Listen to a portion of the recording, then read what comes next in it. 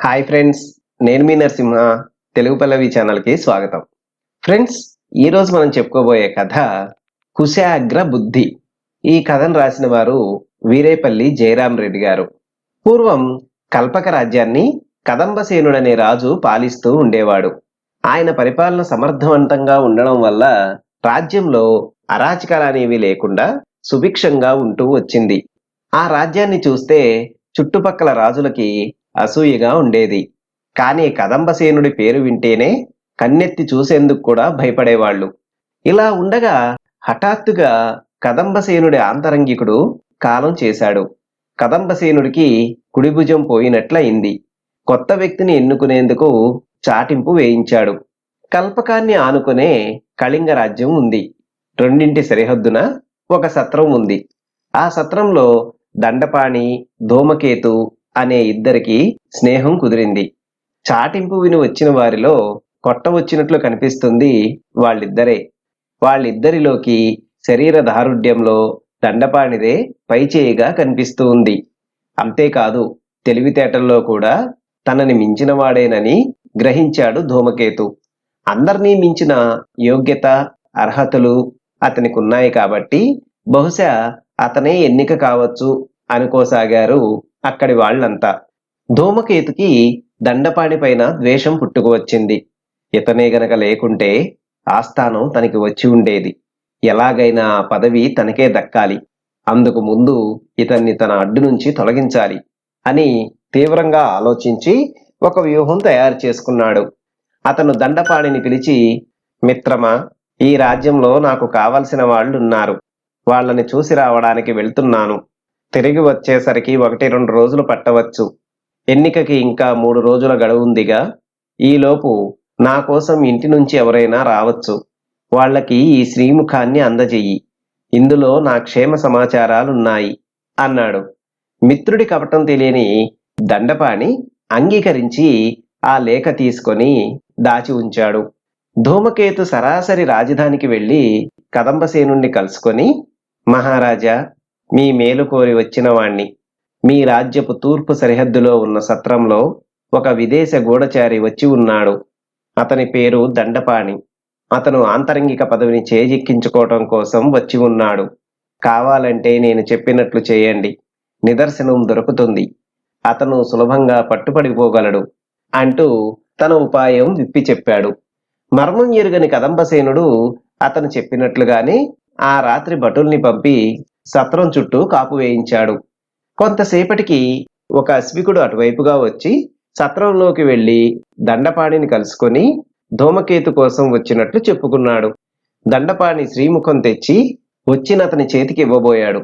మరుక్షణం భటులు చుట్టుముట్టారు.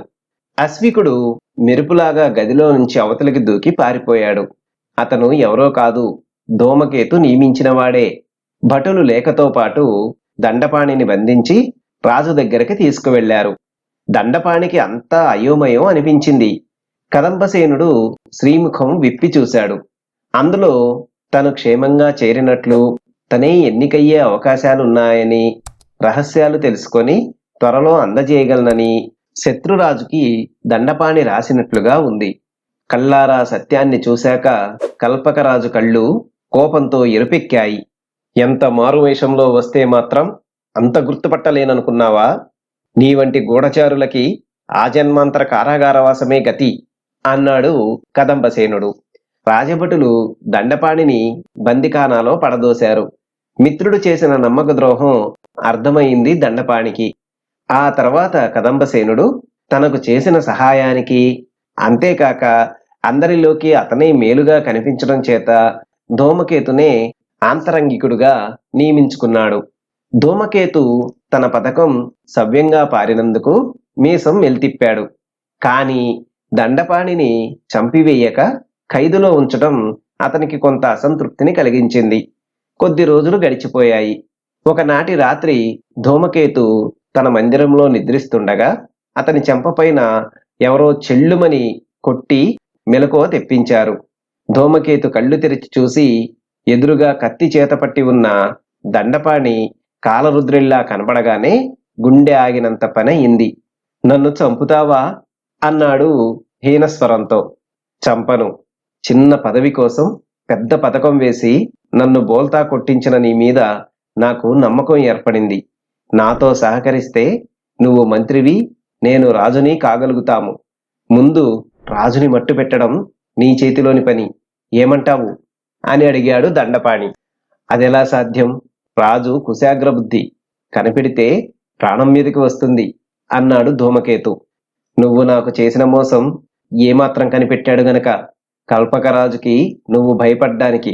అతని శరీరంలో బలం ఉందే కాని బుర్రలో తెలివి లేదు. ఈ విషపు పొడిని రాజు చేత ఎందులోనైనా కలిపి త్రాగించు. ఇది ప్రాణం ఆలస్యంగా తీస్తుంది. అందుకు 1 వారం రోజులు పట్టవచ్చు. నీపైన ఎవరికీ అనుమానం రాదు అని చెప్పి వెళ్ళిపోయాడు దండపాణి. ఆ మర్నాడు మహారాజుని పరామర్శించేందుకన్నట్లు అంతఃపురానికి వెళ్ళాడు ధూమకేతు. కదంబసేనుడి పక్కనే ఒక పీఠం పైన పానీయ పాత్ర ఉండడం గమనించాడు. ధూమకేతు చాకచక్యంగా మాటలు చెప్తూ ఉంగరంలో ఉంచిన పొడిని అందులో చల్లాడు. కదంబసేనుడు అది గుర్తించక పానీయం అందుకొని సేవించబోయాడు. ఇంతలో పిడుగులాగా గవాక్షంలోంచి దండపాణి ఊడిపడి, మహారాజా, ఆ పానీయం త్రాగకండి. అందులో విషం ఉన్నది. దాన్ని మీ ఆంతరంగికుడే కలిపాడు. కావాలంటే పరీక్షకి పంపండి అంటూ ధూమకేతు వేలికి రాయి తీసివేసి ఉన్న ఖాళీ ఉంగరాన్ని చూపించాడు. పానీయంలో విషాన్ని ధూమకేతు కలిపినట్లు నిర్ధారణ అయ్యింది. రాజద్రోహానికి పాల్పడినందుకు అతనికి మరణదండన విధించాడు కదంబసేనుడు. తరువాత తన ప్రాణాల్ని కాపాడినందుకు దండపానికి కృతజ్ఞతలు చెప్పుకుంటూ, అయితే నువ్వు విదేశ గూఢచారివి కావా అని ప్రశ్నించాడు విస్మయంగా. చిత్తం మహారాజా, నేను విదేశ గూఢచారిని. రాజ్యకాంక్ష ఉన్న కళింగరాజు నన్ను మీ ఆంతరంగికుడిగా చేరి మిమ్మల్ని మట్టుపెట్టమని నన్ను పంపాడు. కానీ మీ రాజ్యంలో అడుగుపెట్టాక మీ పరిపాలనా సామర్థ్యానికి, మీ ప్రజల ఔన్నత్యానికి లొంగిపోయాను. అందుకే నా నిర్ణయం మార్చుకొని వెనక్కు వెళ్ళిపోదామనుకున్నాను. ఇంతలో ధూమకేతు పదవి కోసం ఉచ్చుపన్ని నన్ను ఇరికించాడు. దాన్ని రుజువుపరిచేందుకే చెరసాల నుంచి తప్పించుకు వచ్చాను. నన్ను క్షమించండి ప్రభు అన్నాడు దండపాణి. దండపాణి ఉన్నత వ్యక్తిత్వం కదంబసేనుడి హృదయాన్ని కదిలించి వేసింది. వెంటనే సింహాసనం నుండి దిగివచ్చి అతన్ని కౌగిలించుకొని, ఈనాటి నుంచి నువ్వు నా ఆప్తమిత్రుడివి, అంతేకాదు ఆంతరంగికుడివి కూడా అన్నాడు. చూశారు కదా ఫ్రెండ్స్, ఇది ఈ రోజు కథ. మరొక మంచి కథతో తదుపరి వీడియోలో కలుసుకుందాం. ధన్యవాదాలు.